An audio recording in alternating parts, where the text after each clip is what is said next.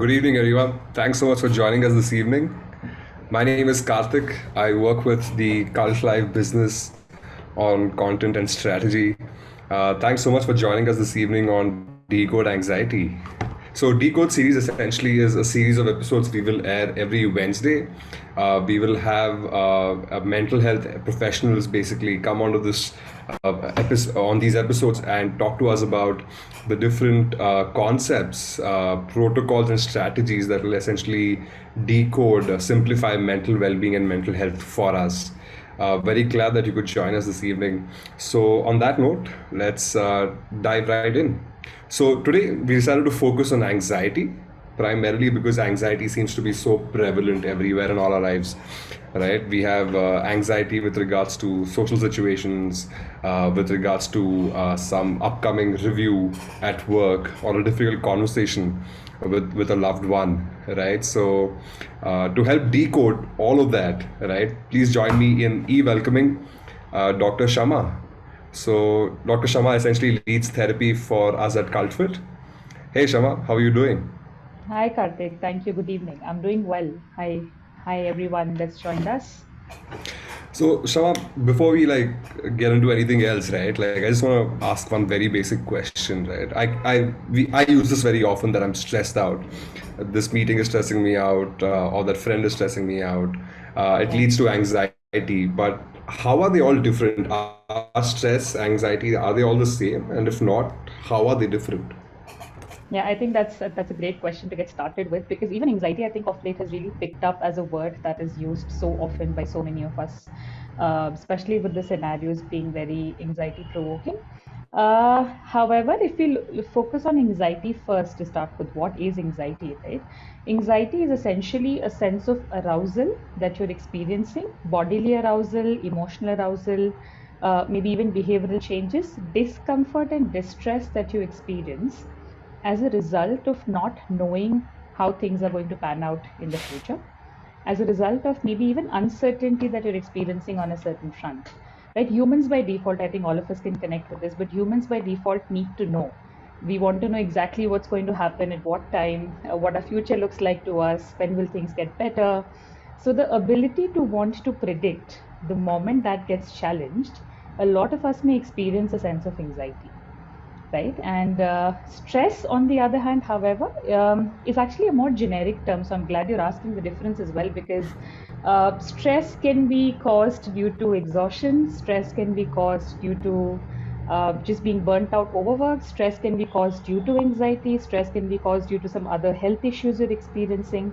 So stress is more a general discomfort that you may just experience in response to things not going a certain way, or discomfort, around you that you're experiencing. Anxiety is more particularly, a feeling and emotion that gets triggered with uncertainty, that gets triggered with not knowing, and that gets triggered with situations where um, I may not be able to control things the way I would like to. Right. Right. So, if I can also add in one more term, which I feel can probably go on to the same spectrum here, is fear. We may end up using anxiety and fear sometimes synonymously too. Fear, however, is generally again a response to a realistic threat. So if I am walking into a forest, if I've gone for a trek, and if I see a wild animal in front of me, I feel a sense of fear because the animal is right there. It's a real threat. But if I'm trekking and I'm constantly thinking, what if someone's going to come and attack me? What if I lose my way? What if someone just, forgets me that I'm here in the group? What if there's an animal? What if there's a problem? That is anxiety because there's no realistic threat that is actually causing that stress. Right. So just to make sure I understand, both fear and stress essentially can lead to anxiety, and anxiety essentially is triggered when there's ambiguity ahead of us. We don't know quite how much control we have over the situation. Is that correct? That's Right. right. So I've heard this concept that there is something called as like there is something like good stress, there's bad stress as well. Like, but is anxiety Sure. helpful at all? Like, as a clinician, your take on why do we feel anxious? Is there a purpose? Sure. Yeah. So I would also want to introduce another term here, which is worry or concern. As long as you're worried about something, you're concerned about something, you're still in a healthy space, which is sort of the good stress, right? A little bit of a trigger, a little bit of a sense of concern and worry about maybe an upcoming performance evaluation, maybe a travel that you're taking during COVID, maybe meeting someone after a long time. Areas of concern, clinically and even non-clinically, is essentially a severity that is unhealthy, right? So, in a very simply put manner, maybe the less severe and the less intense experience is more of the concern and the worry. And when it feels like it's getting out of hands, especially if there's a physiological component to it, if you're feeling it in your body and you're finding it hard to manage and control yourself in that situation, that is anxiety. And in that sense, anxiety doesn't really play any role to help us. It largely causes a sense of harm, right? So why is it that we get anxious? If I to go to that, so there is a clinical aspect to it. It could be genetic, it could be biologically inherited, not maybe immediately from your parents, but maybe someone or the other in the lineage of your family at some point carried anxiety in the body, and there is a touch to it that is inherited. But otherwise, largely, anxiety is usually caused by us trying to get a sense of control in situations that obviously don't have that sense of control and predictability. So the more I say to Right. myself, I must know, I must find out, I must have the clarity, the more anxiety, grows. Right. I'm glad you mentioned the word physiology, right? So, what does anxiety manifest itself as in terms of both our behavior and perhaps even physiologically? Mhm. Physiologically, I would say there is quite a range that is possible depending on the person experiencing it. But the most common ones would definitely be palpitations and increase in your heart rate. People can actually experience it as a pounding in the heart. That's the term that most people really talk about. That I felt a pounding sensation. There would be absolutely nothing in your environment that has caused the pounding. No sudden loud noise. Nothing that really justifies that sudden increase in the heartbeat. And it can be so intense for some people that you may actually start getting worried about other people being able to hear it out loud around you. It can also hit you sometimes when you're presenting, when you're talking to a group, when you're having a conversation with someone that's very distressing. And you can actually begin to feel that the other person is going to really know that your heart's really, beating way too hard and fast. Generally doesn't happen. Generally, people outside don't get to see it. It's an internal experience. But that would be a very, very significant pattern. Sweating or going all cold and clammy. You can have either of the range, right? So you feel very numb, clammy, tight, or you can just break into a lot of sweat. Again, these would be hard to explain from the environment that you're in. It may be a very well moderated temperature of the room, but you may end up breaking into a sweat or feel cold. You can get dizzy. You can get a sense of disorientation that you need to sit down, you need to hold something, or you may lose your balance. You can also get impacted in terms of your digestion. Your stomach is one thing that gets impacted quite significantly with people, facing anxiety challenges. So it can lead to acidity or refluxes. It can lead to constipation, or it can just lead to a very poor digestion strength. So, there are clearly like very tangible symptoms for anxiety, right? Right. So, folks, before That's we right. proceed, I'd request for you to kindly keep your questions ready. There aren't an awful lot of us, so we'll probably actually give you the chance to ask these questions to Shama directly. Shama, I just have one last question before we'll open the floor up to questions from our users. And that is what I've noticed is that public speaking doesn't make me anxious, but when I have to have a tough conversation with someone, say my girlfriend or a close friend, that makes me anxious. So, do clinicians classify anxiety into different categories? Not really. So we have anxiety. I mean, when we look at the diagnostic criteria, of course, there are quite a few different ones.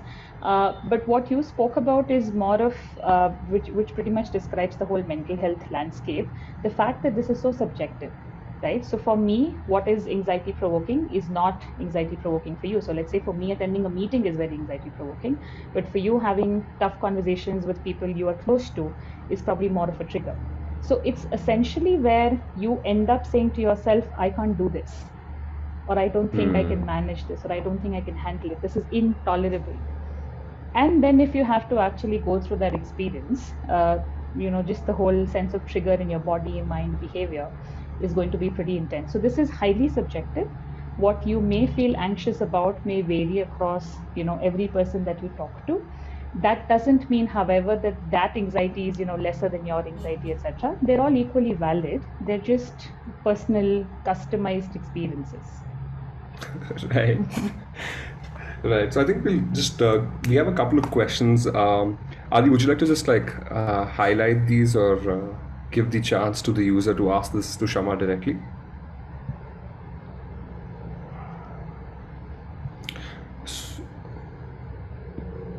Right. So we have Ritin who's asking us what is panic and panic attacks. Yeah, so essentially, again, I think this term is really picked up quite a bit for all of us, but panic is essentially how really we use the word, in common parlance as well. A sense of panic, a sense of the sense of foreboding that you feel around certain situations.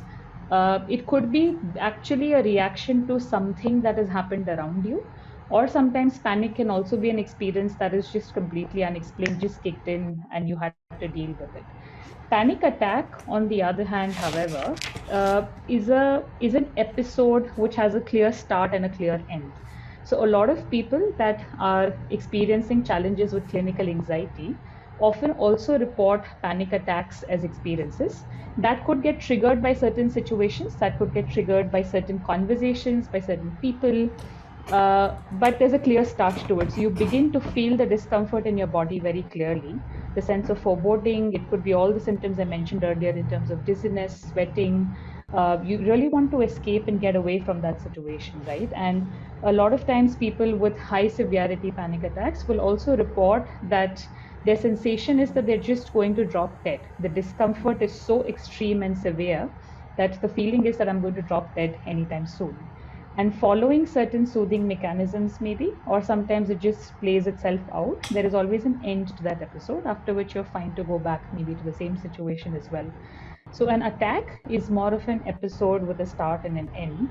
Panic is more of an experience, a reaction to something that happens around you.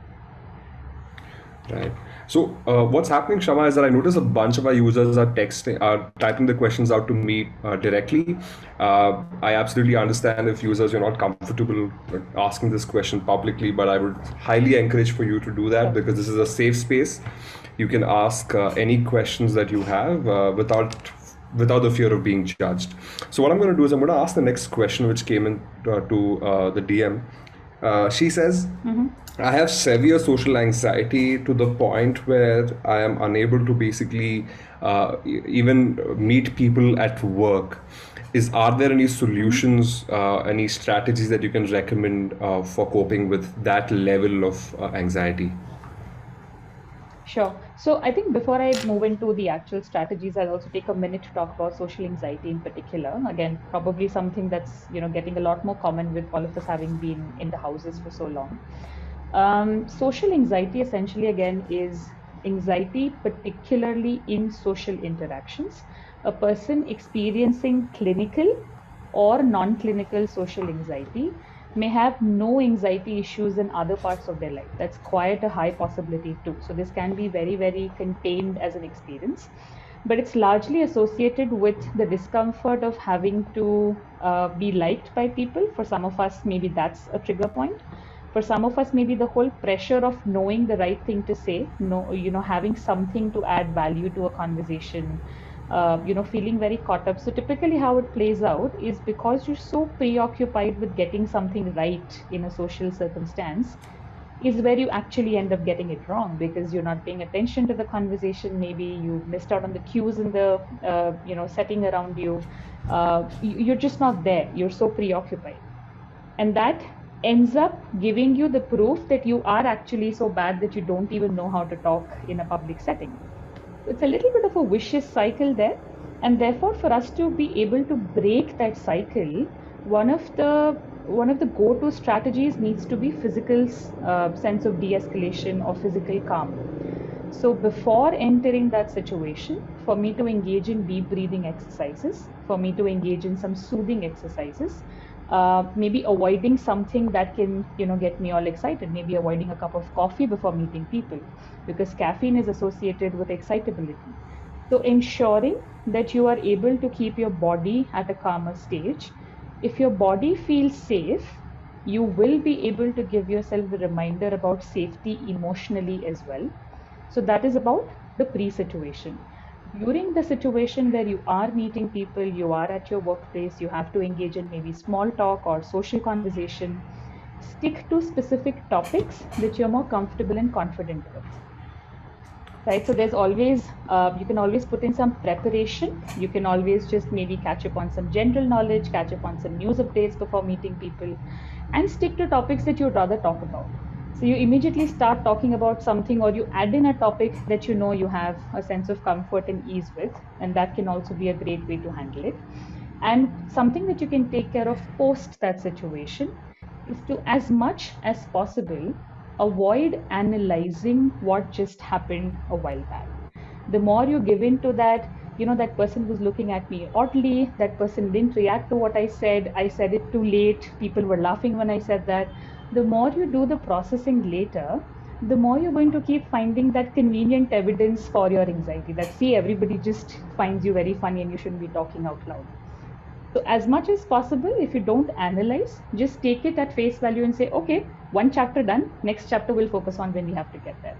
So, you can do like a pre, during, and post accordingly. Yeah, so it becomes a bit like a self-fulfilling prophecy, right? Where you basically Absolutely. eventually see what your mind wants you to see. All right, we have a public question from Pallavi. Thanks so much for asking this. Her question is, when feeling very emotional, Mhm. when you're feeling weak emotionally, or you're crying, your legs start to shake. Why does Mhm. that happen? So this is essentially body and mind are essentially like one unit.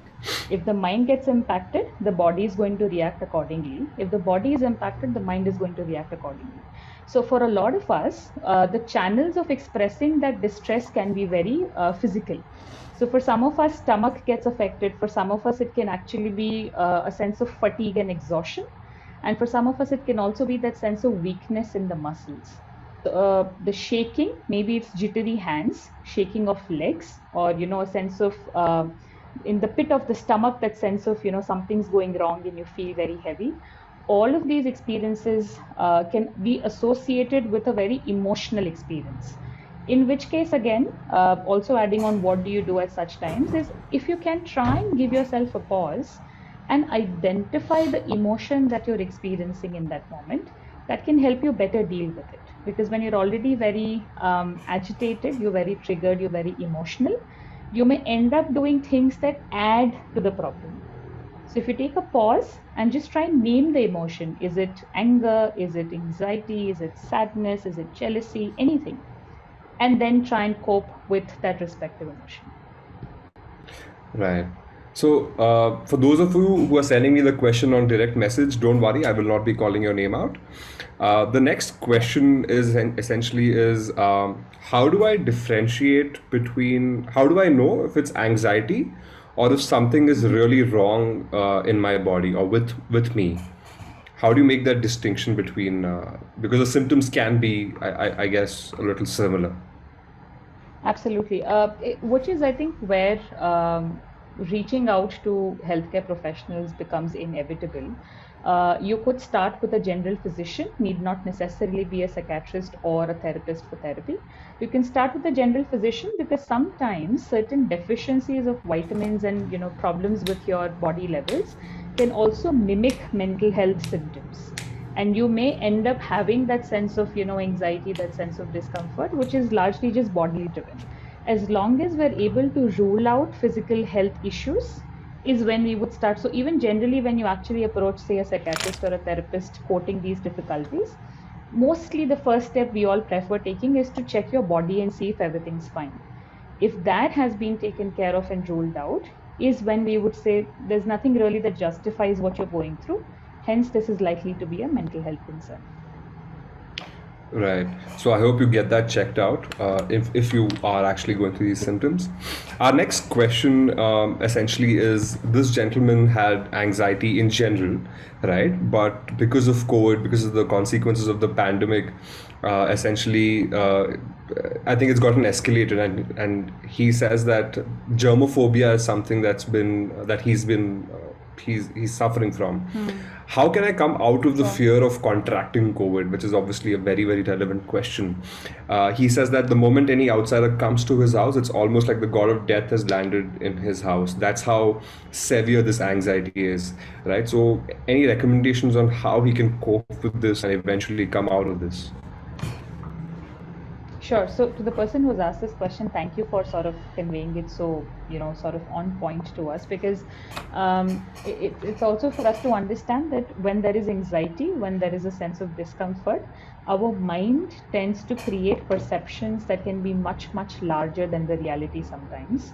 And again, like you said, Karthik, I think it's so relevant in the times right now, the constant sense of wanting to stay safe and stay away from COVID in particular. If you're looking at discomfort that refuses to go away with any attempts that you make, first and foremost, I would make a recommendation to see a psychiatrist and a therapist, because it may need professional intervention to help you identify specific strategies in case your body is not coping very well with whatever efforts you're taking. Is also where medication can sometimes be very useful. Generally, the idea is to put the person on a short term treatment, and the logic behind that is, if your body is constantly creating trouble for you, if your body is constantly adding to the imbalances in the brain chemicals, all your attempts may just keep looking very futile and useless because your body is still anxious. Right? So, which is where sometimes that, an evaluation by a professional can give you more clarity. In terms of strategies that you could try out if you haven't already, is to, of course, maintain a certain safety and hygiene rule that you can follow within your own circumstances. So you ensure cleanliness before the person comes in or before people come visit you. You do the same afterwards. You establish a routine that gives you a sense of comfort and confidence that, okay, this is how I can make sure I don't get infected or the house is safe. That could be one. Two, you could also, because again, times are such that it's only fair for you to ask people about their exposure history if you're not comfortable. I would think that is very valid. So we don't have to take the sense of pressure of being nice to people all the time. If I need to know where a person's been before coming to my place for my own safety, I may have to engage in that tough conversation. That could be the second thing. And the third and the final thing is, if there is a sense of physical escalation, physiological discomfort, is to focus on soothing mechanisms and exercises. So I'm going to pause here and expand a little more on what these soothing exercises are for anxiety in general. Deep breathing, definitely always very useful. It could be music that is very calming for you. It can be something that keeps you distracted enough. Doesn't so I wouldn't really recommend peppy, loud, noisy kind of music that can activate your brain further. There are a lot of music available for calming your senses down. So that could be something that's very useful. Tactile exercises can be very helpful. So you could have a certain cushion, you could have those squeeze balls, the stress balls, the yellow smiley ones that we get. You can have a stuffed toy. You can take a warm water bath. You can sip on warm water. You can make some good chai, maybe not coffee because again that can be more triggering, but maybe a hot cup of chai. Anything that will bring your nervous energy lower is how you then cope with your physical sense of discomfort. And there's another very well known, off late, very well known technique that's called grounding. You may have all maybe come across that somewhere or the other, on our other content or maybe online. Grounding is essentially using your senses to bring yourself back to the reality and calm yourself down. So you could start focusing on the things that you can see in your environment. You can start focusing on any smells from your environment. You can start focusing on any temperature changes that you're experiencing on your body. You can start focusing on any taste that you're experiencing, something you've eaten, there's an aftertaste.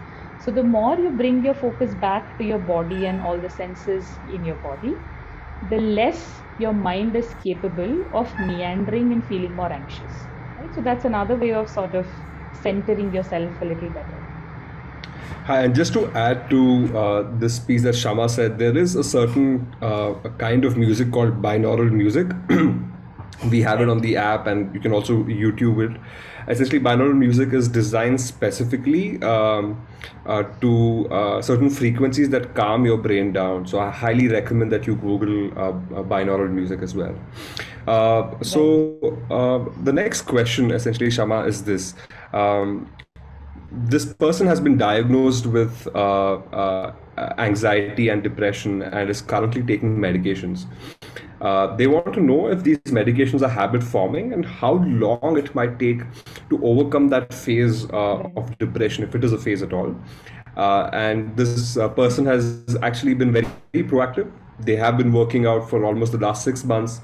They've been following medication, but they are finding it that they're finding that the phase of depression, that feeling is generally not going away. Any recommendations on? So the two questions are they habit forming these medications? How long it might take to overcome the depression, and any Hmm. strategic protocols you can recommend? Sure. Yeah. Uh, the medication can sometimes be habit forming, especially if the usage is not being monitored by your doctor. If the doctor will give you a certain dosage and ask you to take it for, let's say, 15 days, 20 days, 1 month, 3 months, but you end up using it in a very need basis manner, that today I'm feeling low, so I popped the pill, but then for the next few days I avoided taking it, then I went back to it. So if the behavior is erratic with medication, that can sometimes create more challenges because your body picks up immunity and the doses need to be increased, and that's like an endless cycle. That's one. Two, adding on therapy or adding on behavioral changes and lifestyle changes along with medication can be very helpful to avoid that dependency, because whenever the doctor reduces your medication or takes it back, you have other things to fall back on because you've already created that space for yourself. Right. So, and nonetheless, however, despite all of these, if you're concerned, because it's very valid, it's always best to keep having these conversations periodically with your psychiatrist and letting them know that you're concerned about dependency, for them to also know when to start tapering it, when does it get too much, etc., and all of that, so that comes out well in the conversation. So that would help. I will not be able to give an answer clarity, like clearly in terms of how long, because it's highly subjective, depending on, is it, if there is genetic history, if there are previous episodes you've experienced, what the diagnosis is all about, the severity. You can really not tell unless you know the case history. However, depression generally tends to be phasic in experience for most people. So you would have much more severe phases. They will lessen in intensity. You will have a little better time, and then there are chances of that coming back at some point. That's how depression typically tends to work in phases. What you can do to feel better now, unfortunately, the whole, if I can use the word flavor, the flavor of depression is darkness and sorrow. And a lot of times, regardless of a lot of efforts that you may take to feel better, that could be the lingering flavor that you keep having. It's like certain medications sometimes that you take for stomach, etc. Anything that you eat after that, everything is just bitter at the end of it. Sometimes depression also tends to have that sort of an effect on you with your behaviors. However, there is something that we call behavioral activation. You can read more about this online. It's an easy to understand concept. You can also explore this in therapy with a therapist for yourself.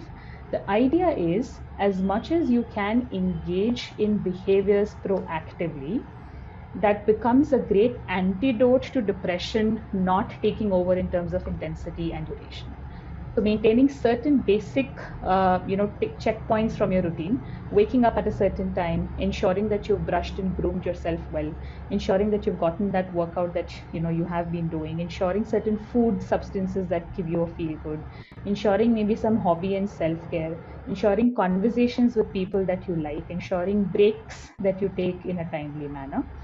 Three or four of these things that you can, without fail, in a non-negotiable manner, keep coming back to maintain a sense of stability for yourself. That can help. And to this person who's just asked a question, I just like to share my one example or story rather. My older brother and my mother both suffer from depression, and so I completely get when you described how you felt. I get exactly what that feels like. And in my experience, especially with my older brother, I've noticed that it is in phases. There are 6, 8 months where he is absolutely healthy and happy and normal. And then seemingly out of nowhere, he kind of has to rely on medication, right? But kudos to you. Thanks so much for asking this question. I'm really glad that you reached out to medical professionals for help. Good luck. If you need any help, please do reach out to Shama outside.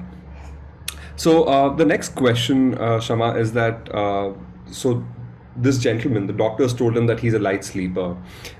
Even the slightest of sounds wakes him up.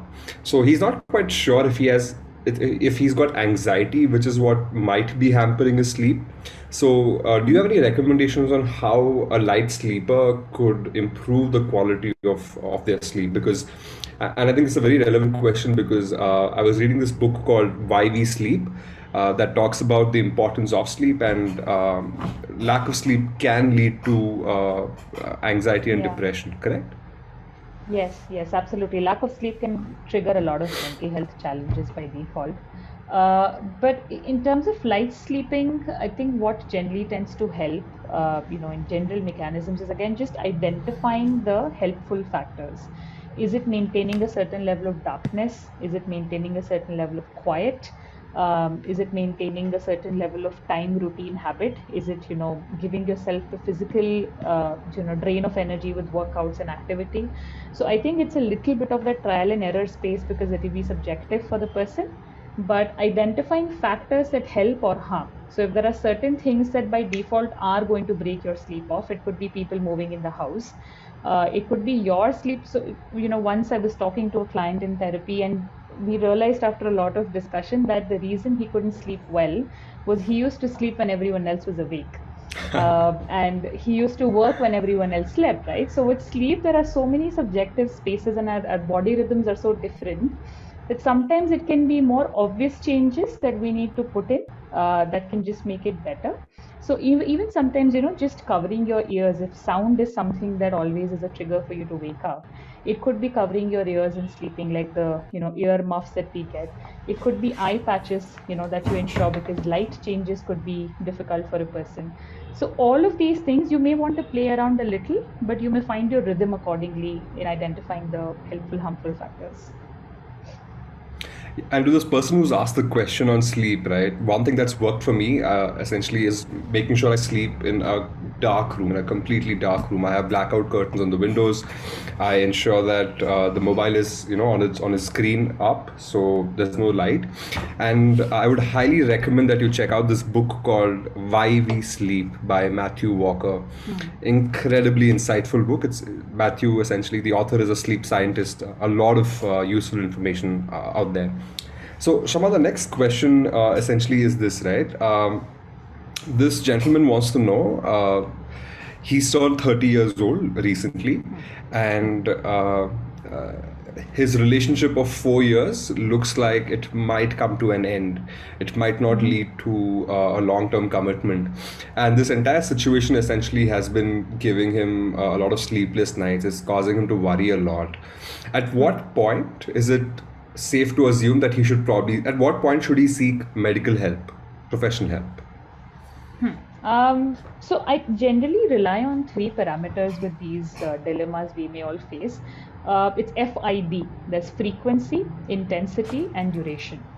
If the frequency of your discomfort is extremely high to the point of, you're not able to keep up with, feeling better, getting better, helping yourself, the frequency is overpowering, then that's your go-to in terms of, okay, this is too bad, let me just go speak to someone and get some insights. Intensity, whether even if the episodes of discomfort is not very frequent, but whenever it occurs, the intensity is so high that it tends to disrupt things for you in terms of functionality, in terms of, body health, etc. Or duration, that again frequency may be lower, intensity again may not be that bad, but whenever it hits you, it lasts pretty long, that you're just not able to come out of that headspace, you're not able to switch off from those loop of thinking, etc., etc.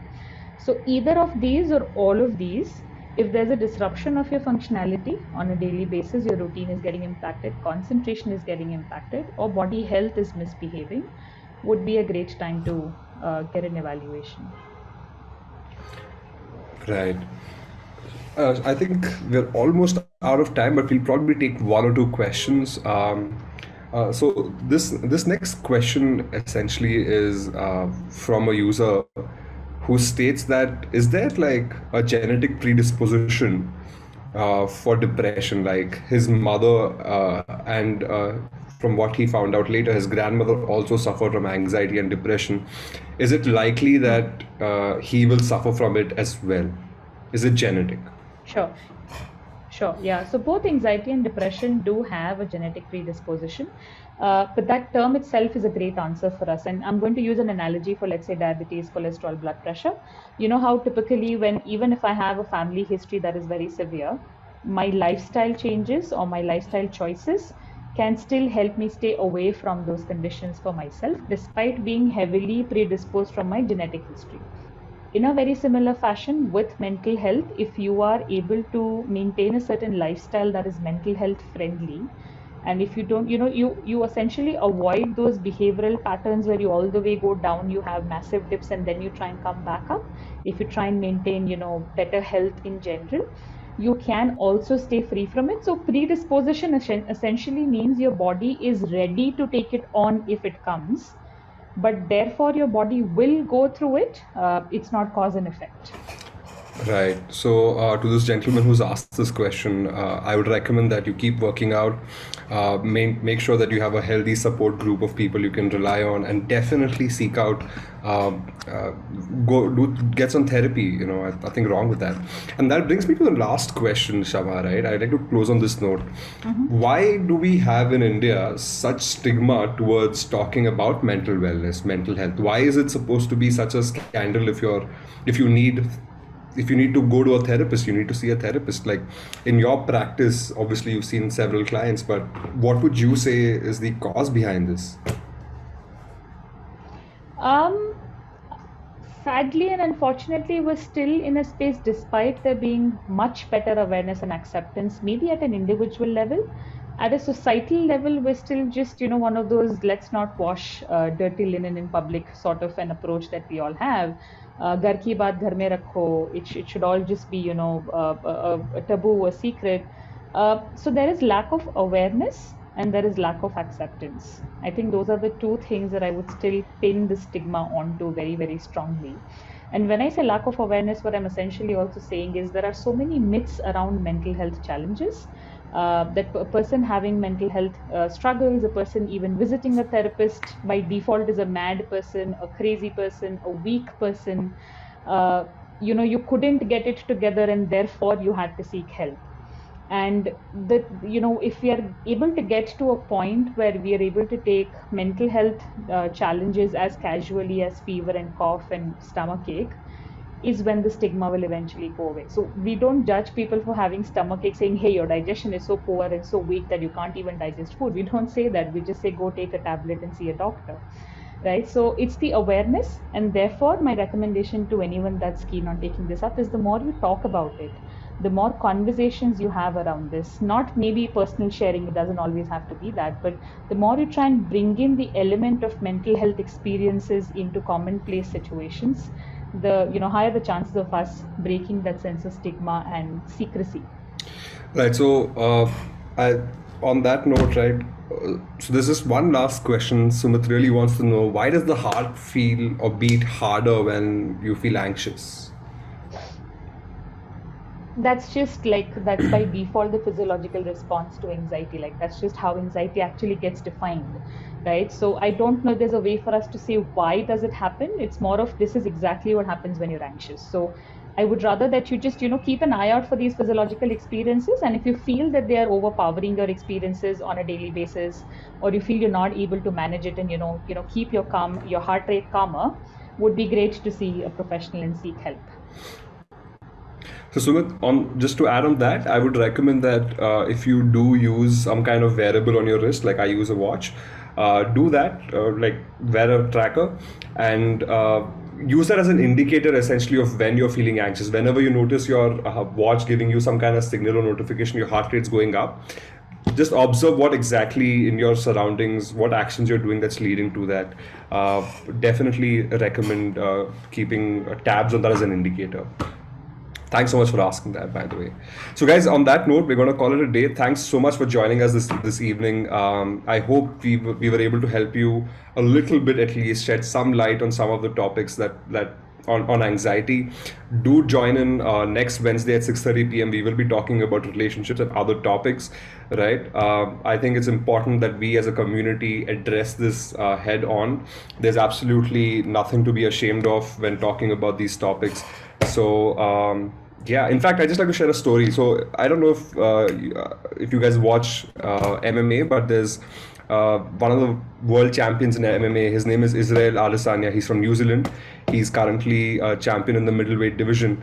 And this gentleman actually started to seek therapy right before his championship bout. And his logic was that I want to start seeking therapy proactively before I become champion, because that was my goal. And once I attain that goal, I'll feel empty inside. So before I even get to that peak, let me see if I can basically learn to deal with it, right? So if MMA champions are seeking out therapy, we should too as well, right? So thanks a lot, guys. The book is called Why We Sleep. I'm just going to type it out over here. It's called Why We Sleep by Matthew Walker. Do check it out. Highly, highly recommend that we read this. On that note, thanks so much, guys. Have a good, safe weekend. So we'll see you next week. Thanks a ton. Bye. Good night. Thanks, Shama. Thank you.